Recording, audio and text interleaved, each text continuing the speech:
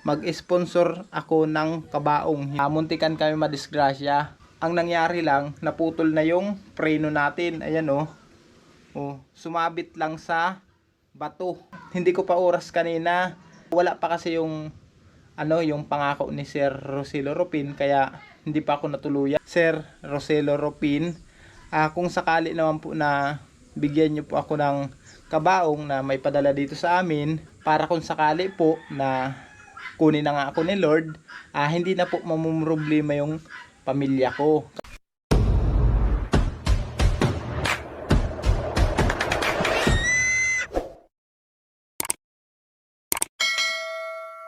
Mga kasinag, magandang hapon. Ngayon pala mga kasinag, si Upay hindi pa rin nanganganak mga kasinag. Ilang araw ko nang binabantayan. 117 days na ba ngayon? Oo, 117 days na siya. 117 days na si Upay mga kasinag, hindi pa rin nanganganak. Hindi ko sure kung manganak na siya mamayang gabi or bukas ng umaga. Ngayon pala mga kasinag, magpapasalamat pala ako mga kasinag sa lahat po nag-sponsor, mga nagpadala ng tulong para dito sa aming bahay. At ngayon mga kasinag, may isa po akong papasalamatan na viewers natin. Dahil nga mga kasinag, may comment siya dito mga kasinag. Shoutout po pala kay Sir Roselio Ropin. Salamat sa iyo idol sa i-sponsor mo sa akin. Thank you so much. Ang sabi niya dito, sige, umasa ka lang sa sponsor, no? Mag-sponsor ako ng kabaong, hintayin mo Brad. Sa totoo lang mga kasinag, natutuwa po ako dahil nga mga kasinag, may mag-sponsor na sa ating kabaong. Kung sakali naman mga kasinag na dumating ng sa time na kunin tayo ni Lord, may kabaong na ako dahil in-sponsoran tayo ni Sir Roselio Ropin. Maraming salamat sa iyo idol. Ngayon po, hindi naman ako humihiling sa mga nag-sponsor sa akin, pero sa iyo lang po ako hiling Sir Roselio Ropin. Kung sakali naman po na bigyan niyo po ako ng kabaong na may padala dito sa amin, samahan niyo na rin po ng pambili ng lupa para kung sakali po na kunin na nga ako ni Lord, hindi na po mamumroblema yung pamilya ko. Kasi meron akong kabaong, meron pa akong lupa. Hindi na mamumroblema yung misis ko, yung mga anak ko, kung saan sila kukuha ng ipapambili ng kabaong at ipapambili ng lupa. Ayan lang po ang hiling ko sa inyo sir. Sa lahat po na nag-sponsor sa akin, wala po akong ibang hinilingan kundi kayo lang po. Tatanawin ko po itong napakalaking utang na loob sa inyo sir. Kung magkameron po ng katuparan ang inyong pangako, kasi nga po hinahangad ko rin yan po na para hindi na mamroblema ang aking mga pamilya, ang aking asawa, ang aking mga anak. Kung sakali man nga kunin na ako ni Lord, ipapasok na lang ako sa kabaong, may lupa na akong paglalagyan ko. Sir Roselio Ropin, maraming salamat po. Hihintayin ko po yan. Yung pinangako nyo na yan, hindi ko po talaga yan makakalimutan. Ipagpapasalamat ko po yan ng marami. Ipagdarasal ko pa yan sa mahal na Panginoon na sana'y magkamerong katuparan yung pangako nyo sa akin. Salamat po. Kanina nga sir, habang papunta ako sa bayan ng Siroma, may bimili nga kami ng paninda ni Mrs. Kasama ko yung anak ko. Muntikan kami madisgrasya. Naalala ko sir, yung pangako mo na buti hindi pa naman ako natuluyan. Ang nangyari lang, naputol na yung preno natin. Ayan oh. Sumabit lang sa bato. May bato kasi dun sa daanan mga kasinag na hindi ko napansin. Sumabit po siya, sumabit yung ilalim. Kaya yan mga kasinag, naputol oh. Buti na lang, may preno pa yung motor ko sa unahan. Kaya naalalayan ko pa habang tumatakbo kami. Pero ito talaga hindi na may preno. Putol na siya. Yan oh. Nakita mo yan? Kaya nagpapasalamat ako sa pangako niyo yan sir, na kung sakaling matupad yan, maraming salamat. Hindi ko pa oras kanina. Wala pa kasi yung yung pangako ni Sir Roselio Ropin, kaya hindi pa ako natuluyan kanina. Pero kung nandito na yun, siguro baka kinuha na ako ni Lord. Pero sa ngayon, wala pa, kaya hindi pa ako kinuha ni Lord. Ngayon kaya sir, inaayos ko po yung aking motor. Kasi nga sir, pupunta po kami bukas sa Naga City. Kasama ko yung aking misis. gawa ng may nagpadala sa amin ng package sa LBC galing po kay Sir Randy Santos. Tapos nagpadala rin po siya ng 5K. Kaya nagpapasalamat po ako sa nag-sponsor na si Sir Randy Santos. At sa inyo rin Sir Roselo Ropin, sa pinapangako nyo sa akin, hihintayin ko po yan. At ipagpapasalamat ko po yan ng marami pag natupad na yung pinangako nyo sa akin. Kaya bukas mga kasinag, babiyahe kami papuntang Naga City para magkuha ng box na pinadala ni Sir Randy Santos na mga pagkain, tas mga damit daw yun. Yun ang pinadala sa amin. Hindi ko pa alam mga kasinag kung ano pang ibang laman. Nagko-comment siya dito sa comment section ng aking mga vlog, kaya nagpapasalamat po ako kay Sir Randy Santos. Noon pa man mga kasinag, maraming naitulong niya sa akin si Sir Randy. Kaya nagpapasalamat po ako ng marami sa lahat po na nag-i-sponsor, na hindi ko naman po hinihiling or hinihingi ang mga bagay na yan. Kusa nyo pong ipinagkakalob sa akin, kaya maraming salamat po. Alam nyo naman mga kasinag, at nakikita nyo naman po sa aking mga vlog na hindi ko naman po hinihingi itong bagay na ito. Kusa na lang pong ipinagkakalob nila sa akin, kaya nagpapasalamat po kami ng marami, lalo na kay Sir Roselo Ropin, na kung sakali po na may pagkalob nyo po ang pangako nyo sa akin, tatanggapin ko po yan at magpapasalamat po ako ng marami. At ang hiling ko lang po na kung sakali na ipadala nyo po sa akin ang pangako nyo, hihilingin ko na rin po sa inyo na baka pwede naman po sir na ibigay mo na rin ang aking kahilingan, na samahan mo na rin ng pambili ng lupa, para kung sakali po meron na akong ataol, meron pa akong lupa na hindi na po problemahin ng aking asawa at mga anak. Kaya Sir Roselo Ropin, sana magkamerong katuparan ang aking kahilingan. Salamat po sa iyo sir. Ngayon, aayusin ko muna ang aking motor na si Mutmut. Gawa ng kinain na kasi sir ng kalawang. Dito kasi sir sa amin, ang dagat, pag minsan malaki ang dagat, naliligo si Mutmut ko.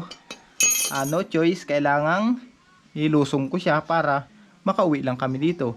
Kaya ang motor ko, yung mga pang ilalim niya, kalawangin na. Kung mapansin nyo, kagaya ngayon, binaklas ko nga siya at ipapawilding ko.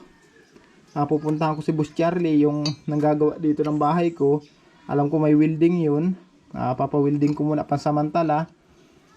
Tapos ito, tingnan nyo yan, yan sir, Kaya sir, yung pangako nyo, sana magkameron po ng katuparan. Ayan nakita nyo po yan sir. Wala na po yung motor ko na yan, puro kalawang na yan.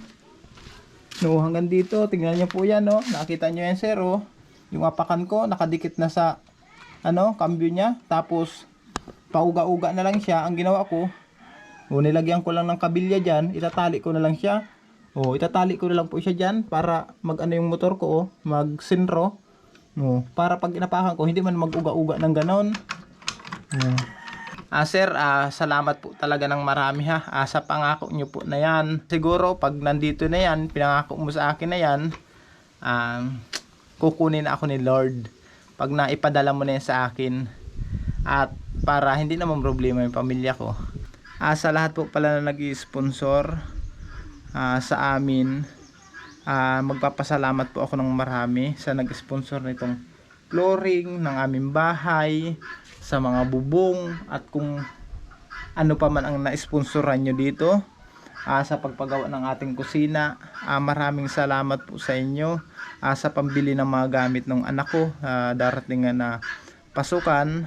Salamat po talaga. Tatanawin ko po talaga itong napakalaking utang na loob sa inyo mga kasinag. Hindi ko naman po hinahangad at hinihingi sa inyo. Kusa nyo naman pong ipinagkalob sa akin ang mga bagay na ito. Kaya nagpapasalamat po ako ng marami.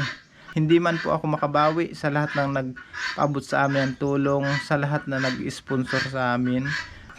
Oras na makaahon ako, na mangat-angat ulit ako, makakaasa po kayo na ibabalik ko yan, hindi man po sa inyo, sa kapwa ko po ring mahihirap. Makakaasa kayo dyan mga kasinag, sa pangako kong yan. tutuparin ko po yan. Ngayon kasi mga kasinag, humina na kayo yung mga pagbablog ko, kaya hindi na po ako makatulong. Sa ngayon nga, inuuna ko muna po ang aking pamilya na maging maayos muna sana bago po ako makatulong ulit sa iba. Nung mga unang vlog ko kasi nun mga kasinag, kung maalala nyo po nung nandito pa si Bagwis, kala ko kasi tuloy-tuloy na nun, pero ang swerte at blessing, hindi pala tuloy-tuloy na ganun kalaki yung aking income sa pagbablog. Pero kung yun ay nagtuloy-tuloy at ganun kalaki lagi ang aking sasahod sa vlog, marami pa rin ako matutulungan na tao mga kasinag. Siguro baka hindi ako umalis dito, hindi sana ako nagtrabaho sa Cavite, nag-charity vlogger na lang ako. Kaso nga mga kasinag, kinapos-kapos na po ako nun, kaya kung maalala nyo at masusubaybayan nyo yung mga vlog ko nun na nakipagsapalaran ulit ako sa Cavite, Makingamuhan. Kasi nga po, hindi na nasapat yung income ko sa pagbablog. Alam nyo naman mga kasinag na YouTube lang po ang pinagkikitaan ko ng income nung nandito pa ako nun. Nagtatrabaho man ako, magsaka, magpalay, magkupra, pero hindi kalakihan yung income.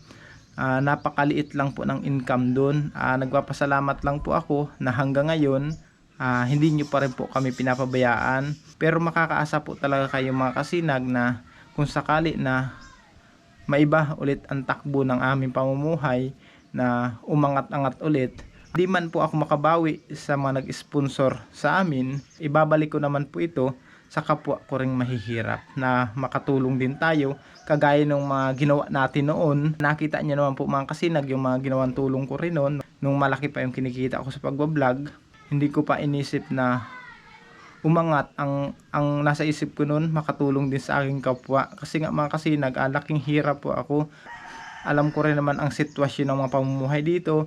Tapos sa mga kapwa ko, kabarangay, kasityo, alam ko at nararamdaman ko yung hirap din ng buhay nila. Kaya nung mga panahon na yung mga kasinag, nung medyo nakakalog-log ako, kaya nag-charity vlogger na rin po ako noon. Sa totoo lang mga kasinag, hindi po ako makasariling tao. Pag meron ako, napakadali kong lapitan, napakadali kong bigay ng tulong. Pero sa ngayon po, hindi tayo makatulong ng kagaya ng dati. Kaya humihingi po ako ng paumanhin at pasensya sa mga lumalapit na hindi ko mapagbigyan. Nung nakaraan kasi mga kasinag, may pailan-ilan na lumapit sa akin na baka pwede ko daw ihingin ang tulong. Natanggihan ko po ang inyong kahilingan, kaya sorry po talaga. Sa ngayon kasi, uunahin ko muna po ang aking pamilya. Sana po maintindihan nyo rin, at alam nyo naman po ang sitwasyon ko ngayon na hindi naman na ako umi-income ng napakalaki, hindi kagaya ng dati. Kaya ngayon, kung mapapansin nyo, nagpupumilit kami sumikap na makaahon ulit para sa aming 3 anak. Kaya nagpapasalamat naman ako sa dami ng mga blessing na umaabot. Kaya nagpapasalamat po kami ng marami, lalo na po sa tindahan ni Mrs. Na inisponsor nyo. Salamat po talaga. Ngayon may pinagkakaabalahan na si Mrs. Hiling ko sa mahal na Panginoon na mapalago sana namin ang tindahan na ipinagkaloob nyo sa amin. At sabi ko nga kay Mrs. Sa mga susunod na umingkam pa ako ng maganda, dadagdagan ko yung kanyang kapital, kasi marami pang kulang sa mga paninda niya mga kasinag na mga hinahanap pa ng tao dito, na wala pa kaming ganong tinda. Sa nag-sponsor po para sa aming kusina, hihingi muna po ako ng paumanhin kung medyo po matatagal-tagalan ang pagpapagawa ko nito, gawa ng may mga inaasikaso pa po akong ibang bagay, kagaya po si Upay, mga anak, ilang gabi ko po yung binabantayan. Lalo na pag lumabas na yung mga biik, bantayan din po yun. Pag malalakas naman po yung mga biik na pwede nang iwan-iwanan, maghahakot naman po ako ng buhangin, gagawa naman ako ng hollow block. Lahat po na yan, ako na lang ang gagawa para po ako makatipid. Marunong naman po ako mag-hollow block, tapos yung buhangin, kinukuha ko lang naman po dyan sa tabing dagat. Yung niyog nga, may nausap na rin po ako, 3 puno na niyog. Nabili ko po siya ng 1,000, 3 puno po yun. Ipapapowerso ko na lang. Siguro gagastos ako doon sa pagpapowerso ng mga 2,000 higit. Tapos ma-order pa ako ng graba, kasi napakalayo ng kinukunan ng graba. Wala po kasi akong bangka na pandagat. Kung may bangka po akong pandagat, ako na lang po ang kukuha ng graba na gagamitin ko dito sa bahay. Kaso wala po akong bangka na mapagsasakyan, kaya ma-order na lang po ako ng graba. Kung sinong pwede kong kausapin dito na ma-orderan ko, na gagamitin po natin dyan sa haligi, sa biga at sa slab natin, sa bubong. Kaya hihingi po ako ng paumanhin sa nag-sponsor kong medyo po matatagal-tagalan ha. Pasensya na po talaga. Sana po maunawaan niyo yung aming sitwasyon. Kaya sa ngayon, mga kasinag, maraming salamat po sa walang sawang pagsuporta at pagtangkilik niyo ng aming YouTube channel, Sir Roselio Ropin. Maraming salamat po sa pinangako niyo po na yan. Ipagpe-pray ko po na magkameron po ng katuparan yan. Huwag po kayo mag-alala, hindi po ako mainip na mag-antay ng pinangako niyo na yan sa akin, at sana po ang aking hiling, bigyan niyo po ng katuparan. Hanggang dito lang mga kasinag. Maraming salamat po. Bye-bye.